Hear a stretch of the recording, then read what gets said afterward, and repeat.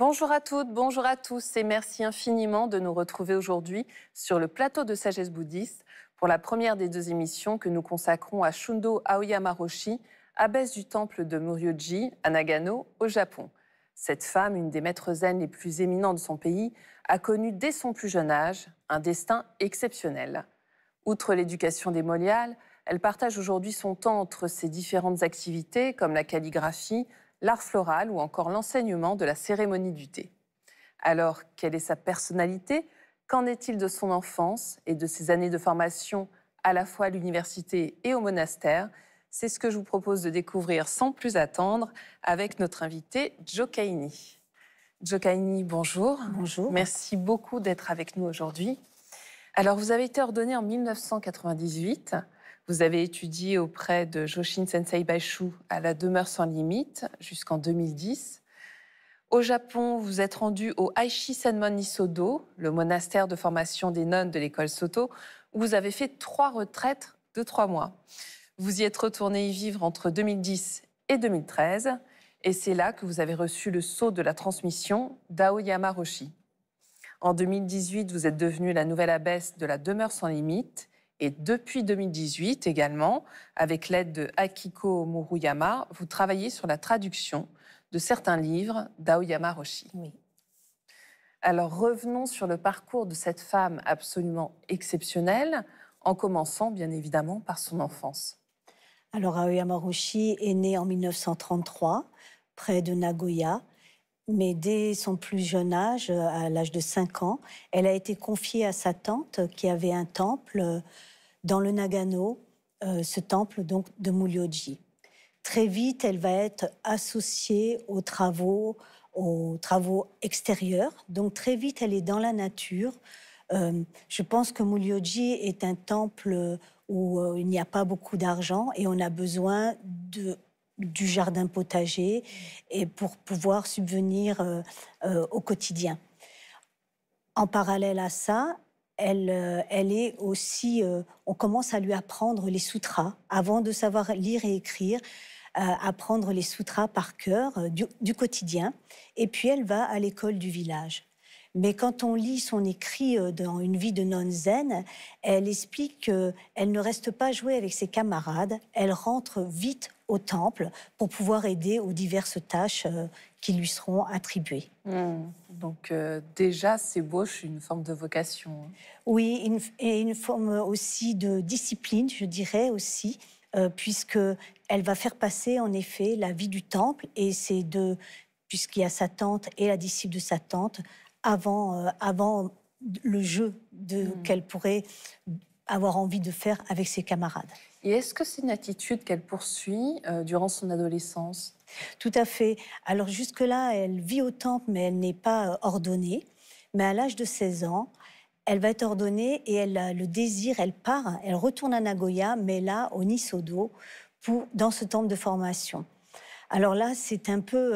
elle avait un peu idéalisé ce lieu. Mais on est au sortir de la guerre, les conditions sont difficiles, les conditions sanitaires.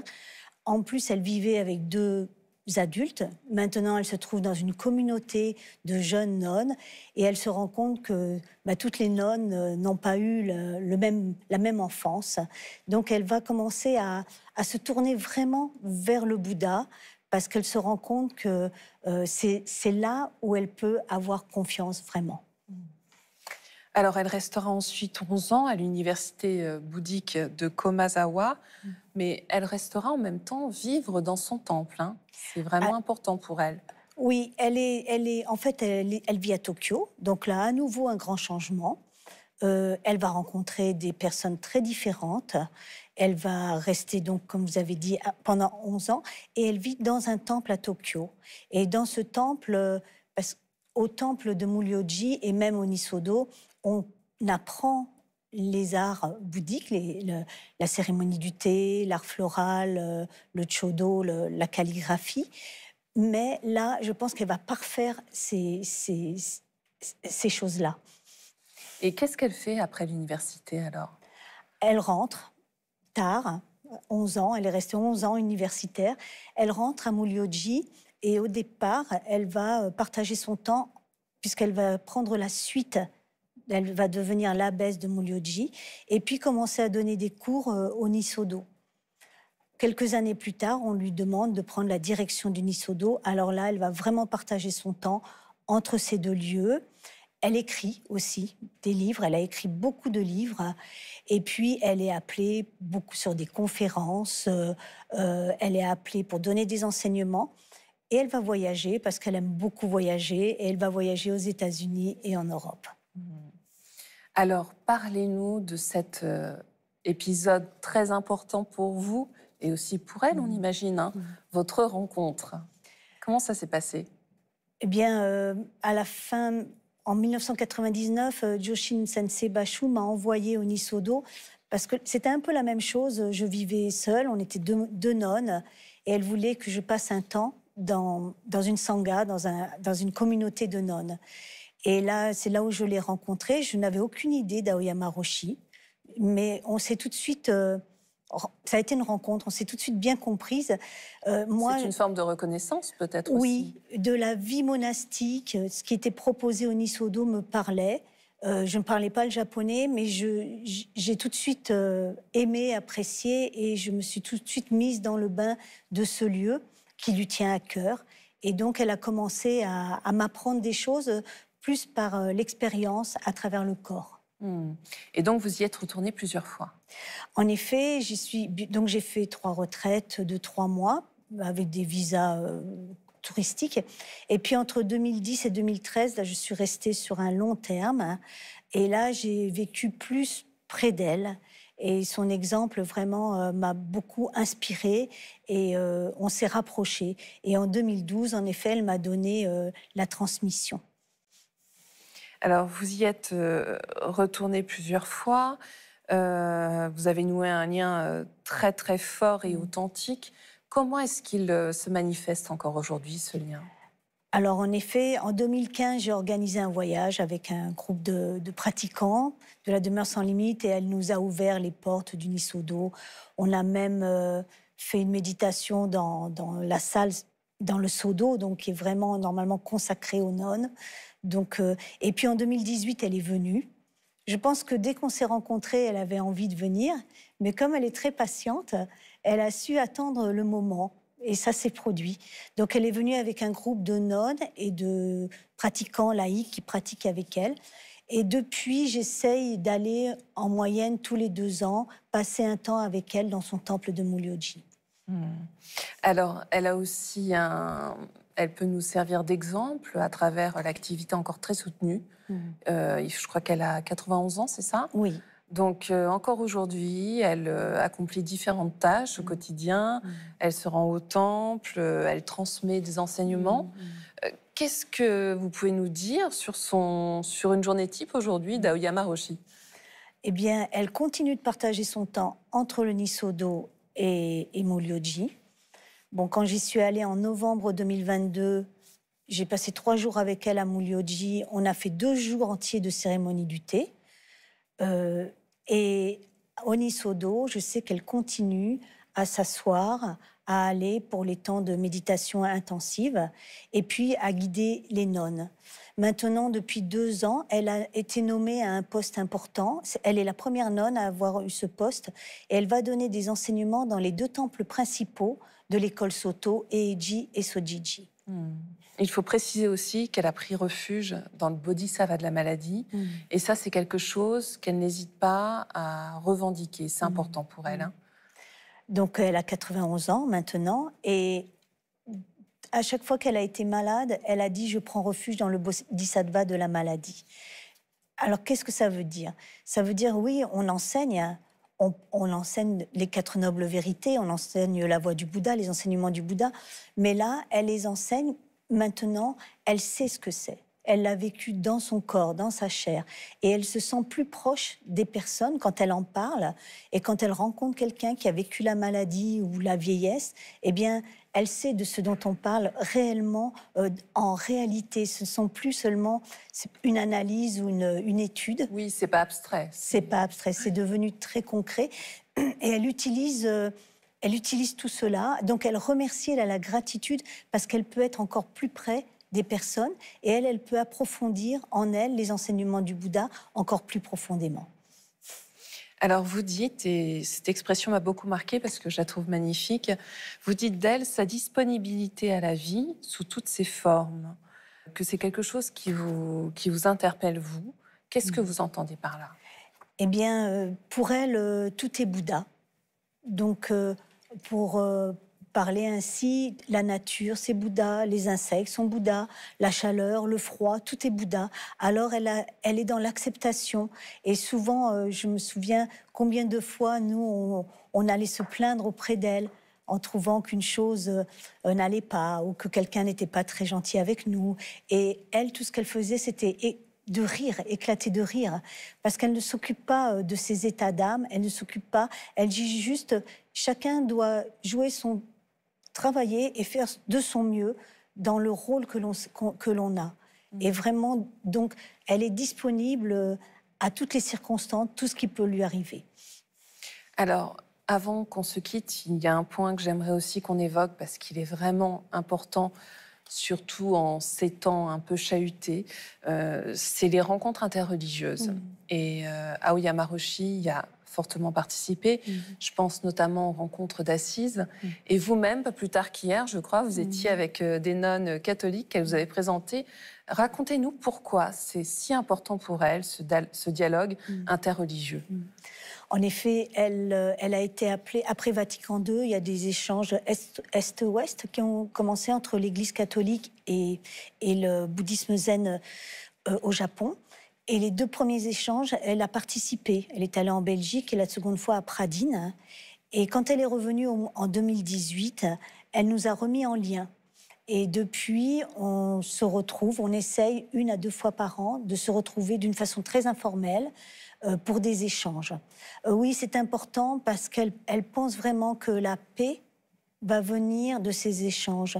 On doit trouver des moyens d'entente. On doit apporter de la paix dans le monde. Et ces échanges, plus on sera nombreux à apporter la paix, plus on pourra peut-être rééquilibrer un peu tout ce qui se passe actuellement dans le monde. C'est tout ce qu'on nous souhaite. Merci infiniment, Jo Kaini, d'avoir été avec nous et de nous avoir fait partager le formidable parcours d'Aoyama Roshi. Merci à vous. Pour poursuivre cette réflexion, voici quelques ouvrages que nous vous proposons. Tout d'abord, Une vie de nonne zen de Shundo Aoyama Roshi, publié par les éditions Le Prunier Sully. Aoyama Roshi revient dans cet ouvrage destiné à un large public sur plusieurs événements marquants qu'elle a vécus comme autant de moments privilégiés pour s'éveiller à la profondeur de l'enseignement bouddhique. Les fleurs, miroirs de nos vies, de Shundo Aoyama, traduit par Akiko Murayama et Jo Kaini Lambert, aux éditions Le Prunier Sully.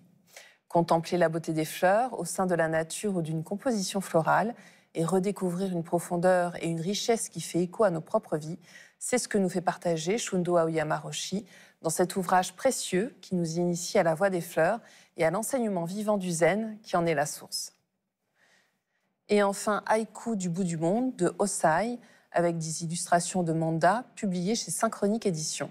Cet ouvrage réunit les textes en prose poétique et les haïkus composés par Hosai durant les derniers mois de sa vie sur l'île de Shodoshima, où un soir d'une existence marquée par les déceptions amoureuses, une carrière professionnelle chaotique et les tourments de l'alcool, devenu moine mendiant laïque, il se retire du monde. C'est la fin de cette émission. Vous pouvez la retrouver sur la plateforme France.tv. Nous vous souhaitons un très beau dimanche et à la semaine prochaine pour la deuxième partie de cet entretien.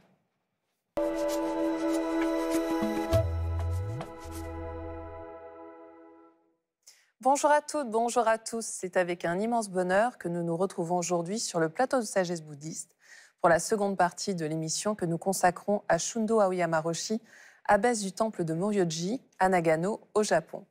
Nous avons pu découvrir la semaine dernière le destin exceptionnel de cette femme, un des maîtres zen les plus éminents de son pays. Je vous propose de nous arrêter aujourd'hui sur ses différentes activités, notamment celle de l'ikebana, l'art traditionnel japonais fondé sur la composition des fleurs. Elle nous livre une formidable réflexion sur celui-ci, notamment à travers son livre « Les fleurs, miroirs de nos vies ». Nous allons le feuilleter ensemble, sans plus attendre, avec notre invité Jo Kaini. Jo Kaini, bonjour. Bonjour. Ordonnée en 1998, vous avez étudié auprès de Joshin Sensei Bashu à la demeure sans limite jusqu'en 2010. Au Japon, vous vous êtes rendu au Aishi Senmon Nisodo, monastère de formation des nonnes de l'école Soto, où vous avez fait 3 retraites de 3 mois. Vous y êtes retourné y vivre entre 2010 et 2013, et c'est là que vous avez reçu le sceau de la transmission d'Aoyama Roshi. En 2018, vous êtes devenue la nouvelle abbesse de la demeure sans limite, et depuis 2018 également, avec l'aide de Akiko Murayama, vous travaillez sur la traduction de certains livres d'Aoyama Roshi, dont celui dont nous allons parler dans cette émission. Alors avant justement d'entamer cette promenade dans ce très très bel ouvrage, j'aimerais que vous nous rappeliez qui est Aoyama Roshi, mais surtout le lien que vous entretenez avec cette femme extraordinaire. Donc Aoyama Roshi est une nonne de l'école Soto Zen. Elle est née en 1933 et depuis l'âge de 5 ans, elle vit dans les temples.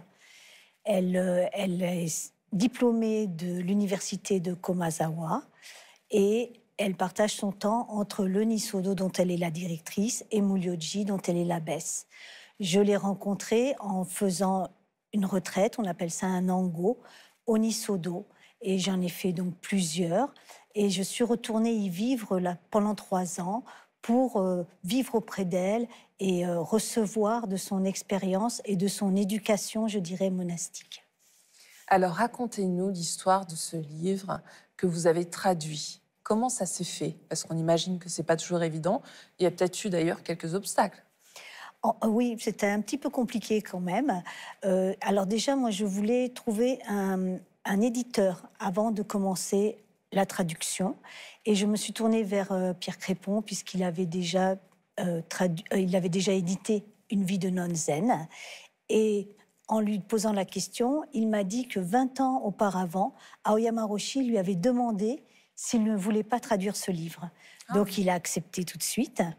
Et après, il a fallu traduire, comprendre, puisqu'elle utilise beaucoup des fleurs des champs, donc trouver les expressions. Et ensuite, les photos, parce qu'on voulait un beau livre. Pierre voulait que ça soit un joli livre. On aurait pu faire scanner les photos.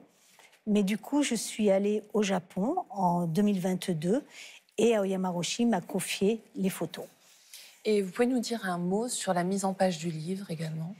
Donc on a gardé la mise en page d'origine, c'est-à-dire 4 saisons, avec des chapitres à l'intérieur qui comprennent, par exemple, vous avez 1 ou 2 photos, et en vis-à-vis, vous avez un texte. Aoyama Roshi a fait d'abord l'ikebana, c'est une photo d'ikebana, tout le temps. Donc l'ikebana, rappelons de quoi il s'agit. C'est une composition florale, et cette composition florale va l'inspirer. Un texte, un enseignement, quelque chose qui se passe, un poème. Et nous avons gardé donc cette mise en page. Alors, quelle est l'importance justement de cet art floral au Japon? Quand on fait un ikebana, on est totalement vide de soi, on est complètement, je dirais, simplement les mains des fleurs. En fait, c'est une forme de méditation. Oui, oui, c'est une forme de méditation et ça reste très vrai au Japon. Alors, c'est un art qui a toujours passionné Aoyama Roshi. Et en fait, elle l'a exploré toute sa vie, cette passion finalement de l'ikebana. Oui, puisque en vivant dans un temple très jeune, elle a très vite commencé à apprendre. Et puis elle vit en campagne, dans la nature, parce que dans ce livre, toutes les fleurs, ce sont des fleurs qu'elle va ramasser dans la nature. Ce ne sont pas des fleurs coupées et achetées chez le fleuriste. Toutes ces fleurs, elle les trouve autour d'elle, donc elle connaît très bien. Et c'est vraiment une passion, un amour des fleurs. Vraiment, elle est vraiment complètement tournée vers la nature. Pour elle, à ce moment-là, les fleurs, c'est le Bouddha. Alors, nous allons commencer cette promenade dans ce très beau livre. On le rappelle, qui est découpé par saison. Et on va donc commencer par le printemps. Alors, que symbolise cette saison, le printemps? Alors, sur cette photo, on va voir un cerisier. Mais ce cerisier, on voit, il n'est pas encore tout à fait épanoui. On voit la couleur. Et de la même façon, elle a mis ce poème en vis-à-vis. C'est-à-dire qu'elle va rentrer, elle a 16 ans, elle va rentrer au Nisodo avec justement cette fougue, cette énergie de ses 16 ans, comme actuellement le printemps qui s'épanouit, mais en même temps, elle n'est pas encore vraiment mûre, elle n'est pas encore totalement épanouie. Au crépuscule, la végétation se déploie comme si elle brûlait sa vie. Le crâne rasé, j'entre dans la voie. Voilà, c'est vraiment ça. Ce cerisier qui est devant Mulyoji me fait vraiment penser à Aoyama Roshi, qui débute vraiment sa nouvelle vie en tant que nonne. Alors, vous avez choisi une photo pour nous qui représente en fait la grâce d'une fleur tombée. Alors, je l'aime beaucoup. En fait, ça se passe pendant une cérémonie du thé. Et pendant la cérémonie du thé, on est un peu dans un cocon. La notion du temps s'évanouit. On est très centré sur les gestes de l'autre. Il y a beaucoup de silence. Et là, il y a ces fleurs de camélia qui sont au sol. Hein. Donc, il y a une fleur de camélia qui va tomber. Et la fleur de camélia, c'est assez lourd.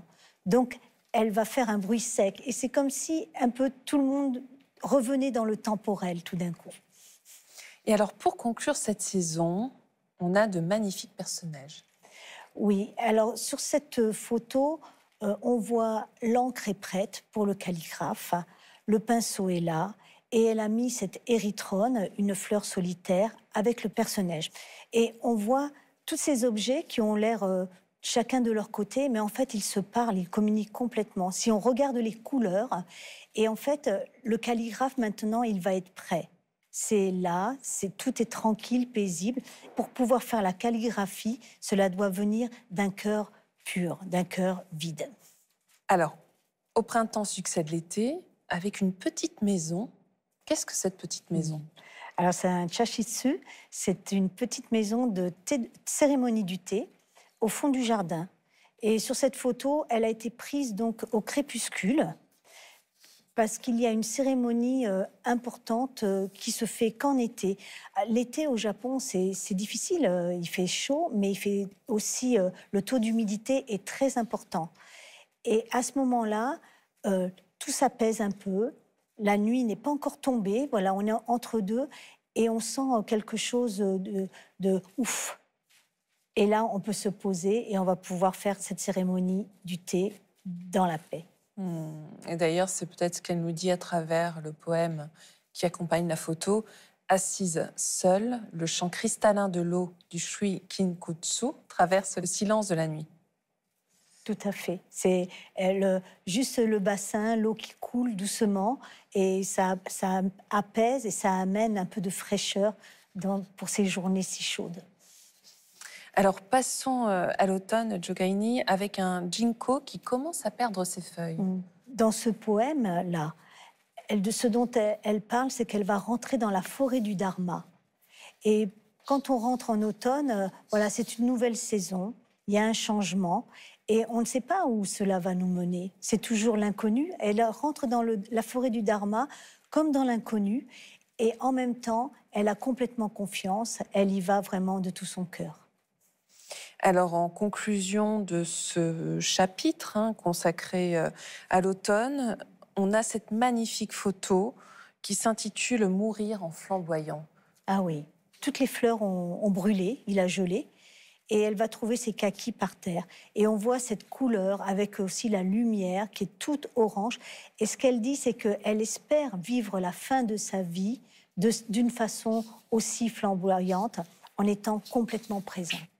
Pleine de questions à l'orée de la forêt profonde du Dharma, j'avance, j'espère que le son de mes pas se fera silencieux. On ressent toute l'humilité aussi de cette femme. Tout à fait. Qui a pourtant un parcours absolument incroyable.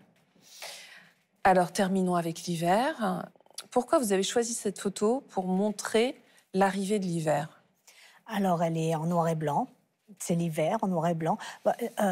Mulyoji, ça ressemble beaucoup là où je vis, à la demeure sans limite. On passe 3-4 mois en noir et blanc. Et elle qui aime tant les fleurs.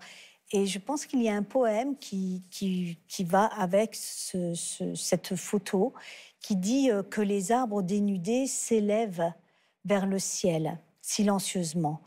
Et ça me fait vraiment penser, quand on est au Nisodo, pendant ces périodes intenses de zazen, de méditation assise, nous aussi, nous sommes en noir et nous sommes seuls, chacune, et en même temps, tout ensemble. Et il y a un autre mot pour appeler la communauté, la sangha, en sino-japonais, qui se dit Sorin. Et Sorin, c'est l'ensemble des arbres. C'est très beau. Alors, vous nous avez fait aussi le cadeau de rechercher une photo qui vous était chère dans cette saison de l'hiver. Il s'agit de la photo qui s'intitule « Devant les Alpes, ce corps offert ». Pourquoi cette photo vous plaît-elle autant, Jokaini? Eh bien, déjà parce qu'on voit le ciel bleu qui prend les 3/4 de la photo. Et en sino-japonais encore, le ciel, c'est ku, mais le non-soi, c'est ku. Donc, on utilise exactement le même kanji. Et là, on voit donc, on va dire, le non-soi, le vide, et puis la forme. Donc, on voit, dans cette ikebana, on va voir les narcisses qui commencent à faner. Il n'y a pas beaucoup de couleurs. On est encore en hiver, mais il y a juste le jardin potager derrière qui s'apprête à mettre en forme. Donc, on a la forme, on a le vide, on a forme et vide. Et comment pourrait-on conclure cette saison? Eh bien, je dirais qu'on voit une photo de Aoyama Roshi où elle fait vraiment elle est une dans la nature avec les fleurs. Sur cette photo, je pense qu'elle ne s'est pas rendue compte qu'on la prenait en photo. Et il y a comme une symbiose, vraiment un ensemble. Elle n'est pas en train d'utiliser la nature. Elle est dans la nature, dans les fleurs, et elle les voit vraiment comme Bouddha. Merci infiniment, Jokaini, pour toutes ces explications. Et bravo pour votre travail de traduction qui nous permet d'avoir accès à ce sublime ouvrage. Merci beaucoup. Merci.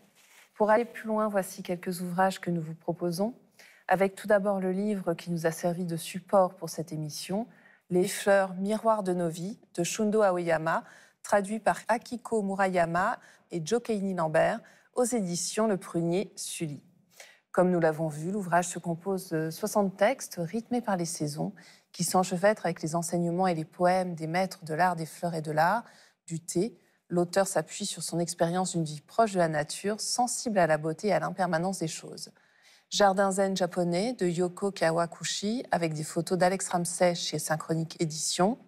Dans cet ouvrage érudit et richement illustré, Yoko Kawakuchi propose un large panorama de jardins de temples zen allant du XIVe siècle au XXe siècle, une invitation à la contemplation, une voie pour comprendre le regard que portent les Japonais sur le monde naturel. Et enfin, Sagesse des contes zen, exercice philosophique, d'Oscar Brénifer et Isabelle Million, éditions Erol. Alors, faut-il apprendre à s'ennuyer? Avons-nous soif d'infini? Doit-on renoncer à soi-même pour être libre? La peur nous empêche-t-elle de vivre? Faut-il rechercher la perfection? Pour répondre à l'ensemble de ces questions, les auteurs ont sélectionné 20 contes de la tradition zen qu'ils présentent en 3 temps, la narration, une analyse et des pistes de réflexion. C'est la fin de cette émission. Vous pouvez la retrouver sur la plateforme France.tv. Nous vous souhaitons un très très beau dimanche. À la semaine prochaine.